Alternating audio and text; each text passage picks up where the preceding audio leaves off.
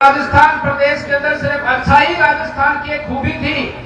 राजस्थान का वातावरण, राजस्थान की परंपराएं, राजस्थान का इतिहास, ये हर प्रकार से राजस्थान पूरे देश में अग्रणी स्थान रखता था।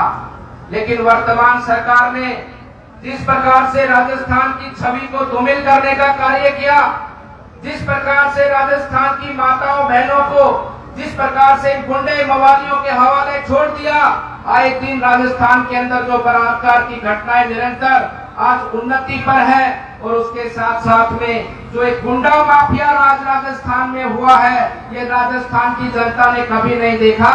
जो गुंडा राज एक समय पर हम यूपी बिहार में सुनते थे, आज राजस्थान में हमारे यहाँ पर गुंडा राज स्थापित हो चुका है।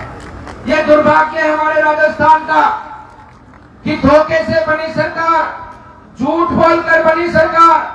मैं तो किसान अन्नदाताओं से पूछना चाहता हूं कि आपसे झूठ बोलकर सत्ता में बैठे कि नहीं बैठे ये लोग? किसानों से झूठ बोलने वाले सत्ता में बैठे हैं। कैसे किसान इनको माफ कर सकते हैं? इनके किए की सजा जो इन्होंने झूठ राजस्थान के किसानों से बोला है, वो झूठ का अब सही समय आ चुका है इनके झूठ की सजा देने का। मैं अपने युवाओं से पूछना चाहता हूं कि आपके साथ में बेरोजगारी भत्ता देने का वादा किया, क्या आपके साथ में झूठ नहीं बोला गया? ये कांग्रेस की पुरानी पद्धति है। आप समझ रहे हैं कि पहली बार झूठ बोला होगा। आजादी से लेकर वर्तमान समय तक केवल कांग्रेस ने झूठ पर ही राजनीति की है। कभी देश के अंदर गरीबी हटाओ का नारा दिया, कभी देश के अंदर जाति पाति में लड़ाने की बात कही, कभी अन्य प्रकार की धर्म सांप्रदायिक हिंसाओं को बढ़ाने की बात कही। हर समय कांग्रेस ने झूठ बोला है। बंधुओं, अगर कांग्रेस की इच्छा में होता, उसकी सोच में होता, जो आदरणीय प्रधानमंत्री जी ने 2014 के आने के बाद में किया कि हर घर में हमारे माननीय प्रधानमंत्री जी ने रसोई गैस का सिलेंडर पहुंचाया, क्या ये कांग्रेस नहीं पहुंचा सकती थी? लगभग देश पर 70% आजादी के बाद से अब तक 70% देश पर कांग्रेस ने राज किया है। लेकिन उन्होंने कभी नहीं सोचा कि माताओं के घर पे रसोई गैस का सिलेंडर पहुंचे।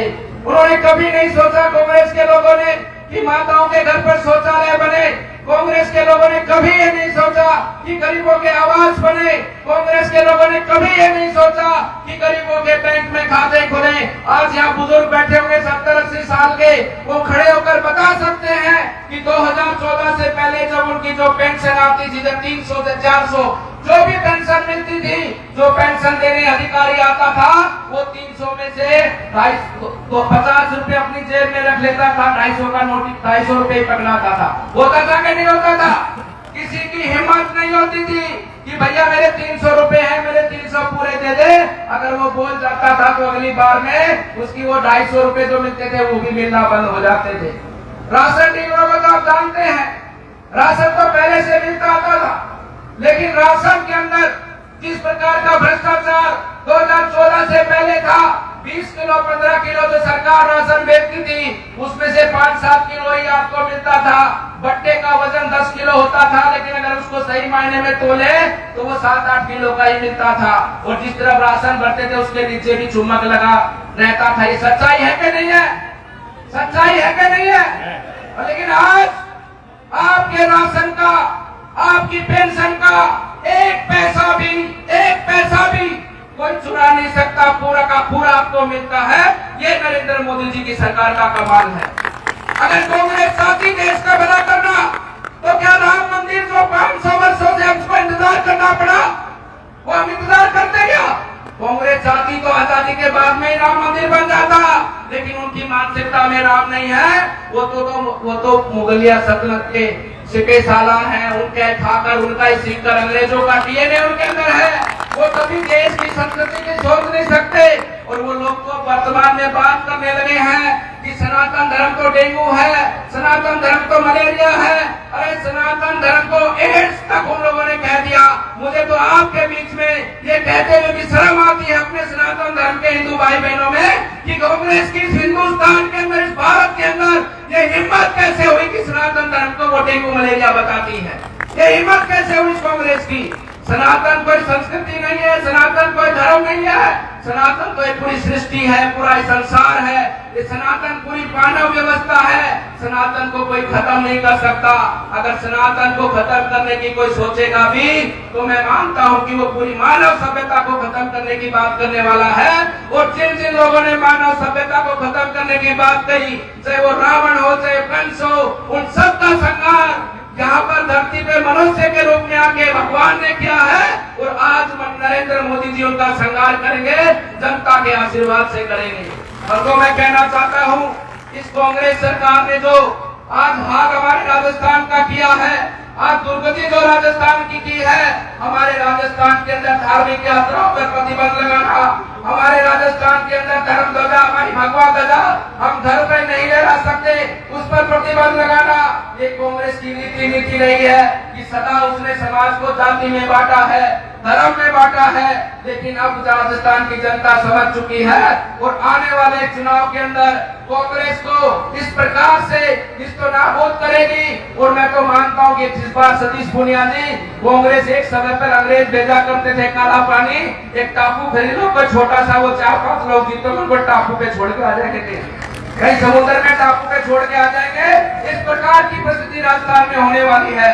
इसलिए बंधुओं में कहना चाहता हूँ, ये चुनाव जो आने वाले समय पर चुनाव निश्चित है, ये चुनाव जाति पाति का नहीं है, ये किसी कैंडिडेट का चुनाव नहीं है, ये हमारे भारतीय जनता पार्टी का चुनाव है, ये हमारी संस्कृति का चुनाव है, ये हमारे देश को आगे बढ़ाने का चुनाव है, ये हमारे देश के गरीबों तक सरकार की योजनाओं को पहुंचाने का चुनाव है। और ये चुनाव जो आने वाला चुनाव है, इस चुनाव के माध्यम से हम उन शहीदों का सपना पूरा कर सकते हैं जिन शहीदों ने हमारे लिए, हमारे भविष्य के लिए अपने प्राणों को न्यौछावर किया और देश की युवा पीढ़ी को हमारे को कहकर गए कि तुम मेरा देश फिर से सोने की चिड़िया बनाओगे, तुम मेरे देश को फिर से वैभवशाली बनाओगे, फिर मेरे देश को तुम फिर से विश्वगुरु बनाओगे।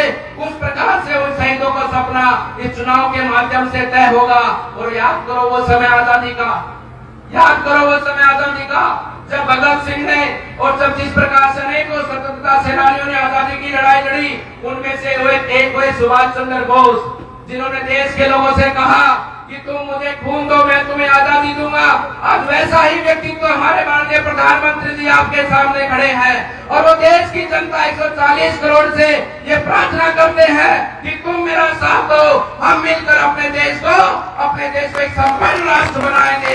ऐसा व्यक्ति मिलने वाला नहीं है बंधुओं। इसलिए चुनाव में जिसको भी भारतीय जनता पार्टी अपना सिंबल देकर भेजे, उसको एक स्थान से, न केवल यहाँ से, जहाँ भी आपकी जानकारी है, जहाँ भी आपकी मित्रता है, सबको कहकर और सबको भारतीय जनता पार्टी में विजय बनाने का सब लोग मिलकर काम करें। ये मीडिया के बंधु भी खड़े हैं, ये सब लोग खड़े हैं। कांग्रेस के लोगों का तो हाल आप जान चुके हैं कि जो भी राजनीतिक व्यक्ति होता है वो केवल राजनीतिक व्यक्ति नहीं होता, वो समाज सेवी होता है सबसे बड़ा।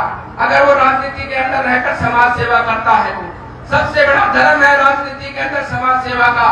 लेकिन आज कांग्रेस के लोगों ने जिस प्रकार से राजनीति के अंदर ये प्रॉपर्टी दलाली का जो धंधा शुरू किया है, राजनीति के अंदर जिस प्रकार से अवैध रूप से एक खनन अलॉटमेंट कर अवैध रूप से राजस्थान की जनता का पैसा लूटने का काम किया है, और जिस प्रकार से आज कांग्रेस सरकार जो चुनाव की गवर्नमेंट सरकार गुंडों को संरक्षण देती है, लेकिन राजस्थान के अंदर तो उल्टा है, यहाँ सरकार गुंडे सरकार को संरक्षण देते हैं। इसलिए कान खोलकर सुने वो लोग, जो लोग मेरी आवाज को सुन रहे हैं, आज सुनेंगे, कल सुनेंगे सोशल मीडिया के माध्यम से, ये भ्रष्टाचारी कांग्रेस के लोग सुन ले, ये गुंडे मवाली बदमाश यहाँ पर जो गैंगस्टर पैदा हुए वो सुन ले कि आने वाला समय भाजपा सरकार का है।